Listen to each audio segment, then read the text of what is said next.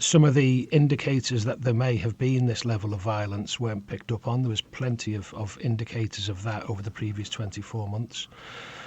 And the police's response to some of the social media and the disinformation and misinformation, unfortunately, they didn't counter that to the extent that, with hindsight, they would have done. No shortage of criticism of the police in recent years, so important to say that a report into the riots this summer found many officers displayed immense bravery in the face of extreme violence. But it also says that there were intelligence failings meant the police were not prepared for what happened.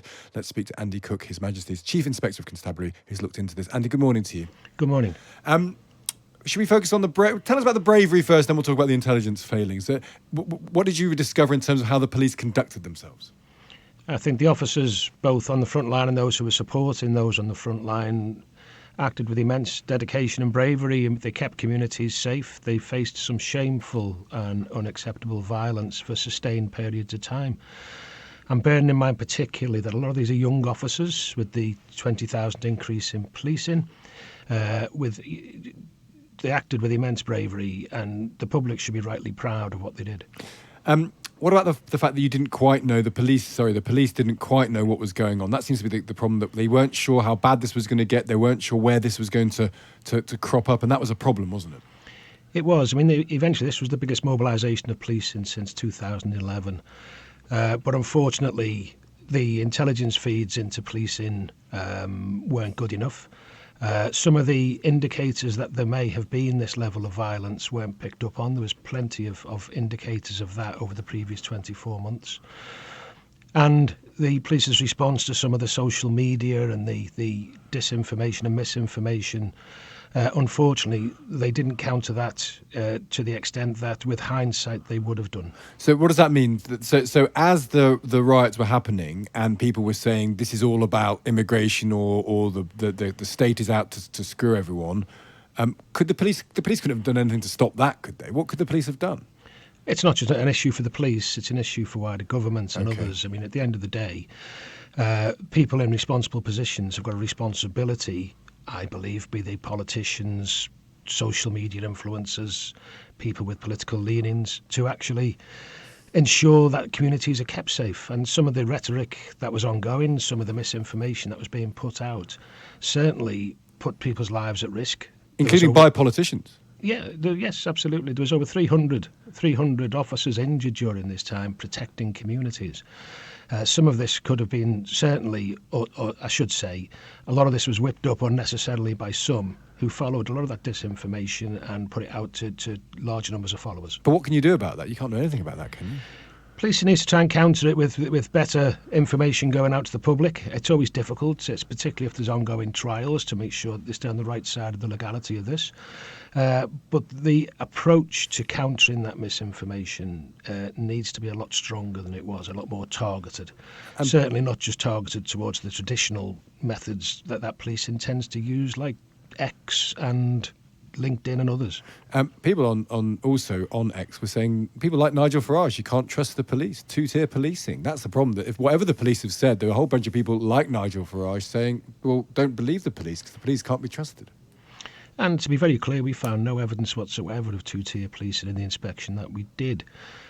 Whilst I won't individualise this, certainly comments like that do nothing to ensure that the police are able to safely keep our communities safe.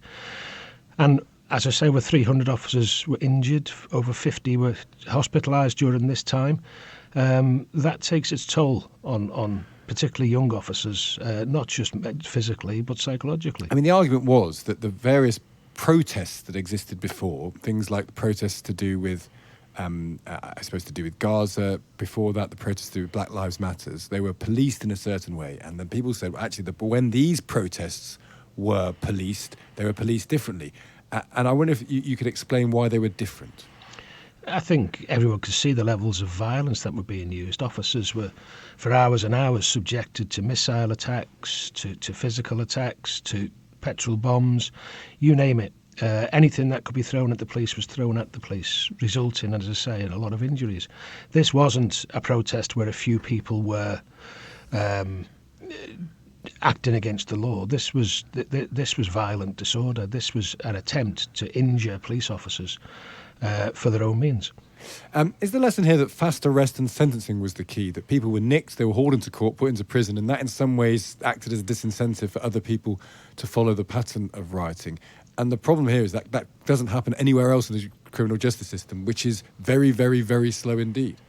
No, look, absolutely. That was critical in playing a massive part in restoring order and resulted in less protest. And we quite clearly saw that the criminal justice system worked well together in this respect. Obviously, the next question is, why can't it do that all the time? Yeah. The intensity required to do this can't be repeated at the moment because of well-publicised problems that there are across the criminal justice system. But this needed to be done to restore order in communities. Are you worried this could happen again? I'm always concerned that there could be further outbreaks of this level of violence, and policing needs to be better prepared for it for the next time that it does happen. It's been 14 years since we've seen this level of violence. I don't think it'll be 14 years again in the future. Society has changed massively over that period of time. So policing needs to make sure its intelligence picture is right. It needs to make sure it can counter some of that misinformation. It needs to be very, very fleet of foot in mobilising sufficient officers to the hotspot. And do you think that you say society has changed? What has why do you think it's possible this could happen again? Is it that there's a system of misinformation out there, that conspiracy theories rule, that causes get very quickly into social media, into the bloodstream, and that rouses people? Is that what you're talking about? Is it the social media side of things that makes you think this could happen again? Absolutely. I mean, all those issues that you mentioned there fit together to make it more likely that there will be further disorder, the level of contact between certain groups, the ability to do that quickly. Some of the issues that we're seeing, societal issues in relation to immigration issues. I would be very surprised if it was 14 years until we had more disorder. Just finally, the bottom line here is that, I mean, people have not always trusted the police for good reason, but there was probably a basic level of trust in the establishment, in authority, and what we've lost now is that. And you have people who make a career out of whipping up mistrust against the authorities. So police could say, we're doing this for this reason, and it doesn't matter if it's true or not. Police just simply won't believe. People will not believe you. People will not believe the inspectorate of Constabulary, because you're part of the system that a certain bunch of people online are refusing to accept as authorities.